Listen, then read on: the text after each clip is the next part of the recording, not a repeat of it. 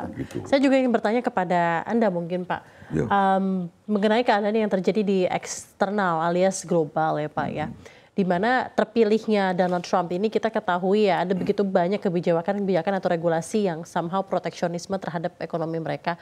Dumping terhadap China itu 60% Pak katanya regulasinya. Lalu juga ada dumping terhadap negara lain di kisaran sampai 20%.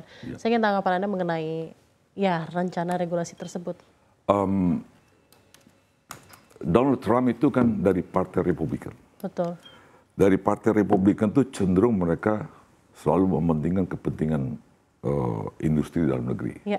Makanya mereka, Donald Trump baru-baru ini akan mengeluarkan kebijakan akan mengenakan tarif anti-dumping 60% untuk Cina. Ya. Dan untuk non-China itu 20%.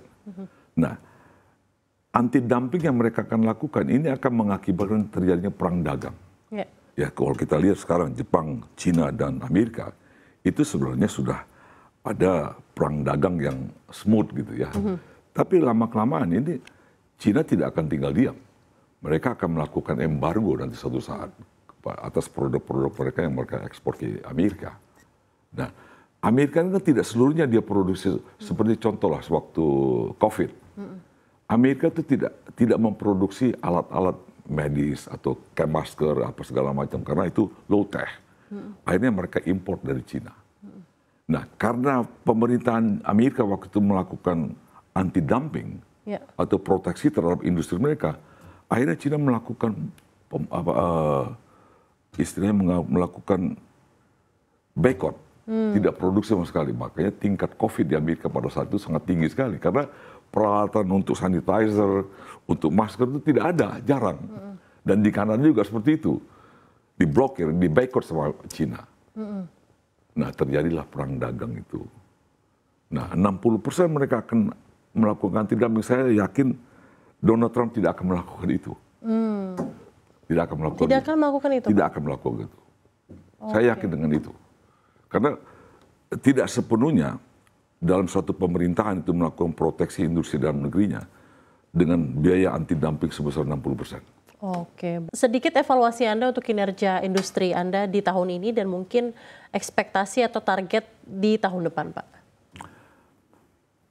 Kami belum bisa menentukan target untuk di tahun depan. Karena apa? Karena kita belum jelas mengenai kebijakan-kebijakan pemerintah ke depan. Ya. Nah, kami mengharapkan agar pemerintah nanti ke depan mengeluarkan suatu kebijakan yang fair antara industri hulu dan hilir. Kami menghimbau juga kepada pemerintah agar proteksi terhadap industri, kami setuju aja diberikan proteksi terhadap industri petrokimia. Tapi proteksinya itu tidak dalam bentuk tarif barrier. Ya, contoh PMK 19 itu kan sudah tarif barrier itu. Betul. Ya, kita minta diberikanlah industri petrokimia itu supaya berkembang lagi dalam bentuk non tarif barrier. Misalnya dalam bentuk tax holiday atau keringanan pajak, ya, atau mungkin dikasihlah satu gunung untuk industri petrokimia ini dalam proteksi seperti itulah, ya misalnya. Nah, kalau industri petrokimia itu berkembang, tentunya kami juga hilir akan berkembang. Tapi kalau kebijakan itu hanya sepihak, misalnya proteksi terhadap hulu, akhirnya kami hilir juga akan tidak baik-baik saja gitu loh. Dan kemudian kapasitas produksi industri dalam hulu juga harus ditingkatkan agar kami tidak perlu lagi impor. Industri hilir itu sebenarnya lebih senang menggunakan bahan baku dalam negeri sebenarnya. Karena transportasi, logistik antara negara itu kan memakan waktu, kos, dan resiko. Kalau kita bisa dapat bahan baku yang compete harganya dari dalam negeri, kemudian dengan kualitas yang bagus, kami akan 100% kami akan menyerap industri dari petrokimia dalam negeri. Baik, Pak, apa yang ingin sampaikan kepada pemerintah yang baru saja dilantik ini, Pak? Belum sebulan setelah dilantik ya, Pak ya, tapi tentunya ada banyak harapan ya, Pak ya, di pemerintahan yang baru ini. Apa yang Anda ingin sampaikan? Itu pertama. Dan mungkin existing atau sepertinya keadaan ini dan sebelumnya, sejauh ini memang seperti apa komunikasi dan kolaborasi yang terjalin antara asosiasi Anda dengan asosiasi lain yang berhubungan dan juga mungkin dengan pemerintah? Kami belum tahu ya pemerintah Prabowo dan Pak Gibran ini kan kami baru belum ada sebulan kali ya. Betul. Kalau kami mendengar apa yang disampaikan oleh Pak Prabowo sebagai presiden, seperti arahnya akan jauh lebih membaik ya daripada sebelumnya. Jadi kami mengharapkan agar pemerintahan selanjutnya akan sangat memperhatikan sebelum mengeluarkan kebijakan-kebijakan, yang mana kebijakan-kebijakan itu ya harus fair lah, tidak berberat sebelah. Yeah.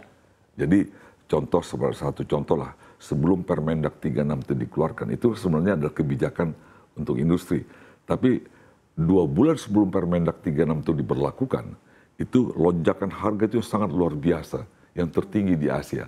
Makanya kami mohon kepada pemerintah yang akan datang untuk mengeluarkan suatu kebijakan itu, tolong kami diikut sertakan. Hulu dan hilir, terutama khususnya untuk industri plastik ya, untuk hulunya dan hilirnya. Ya. Nah, kita dilibatkan sehingga nanti pemerintah dapat gambaran kebijakan apa yang akan dipilih agar kedua industri tidak ada yang dirugikan. Begitulah kurang lebih, Bu.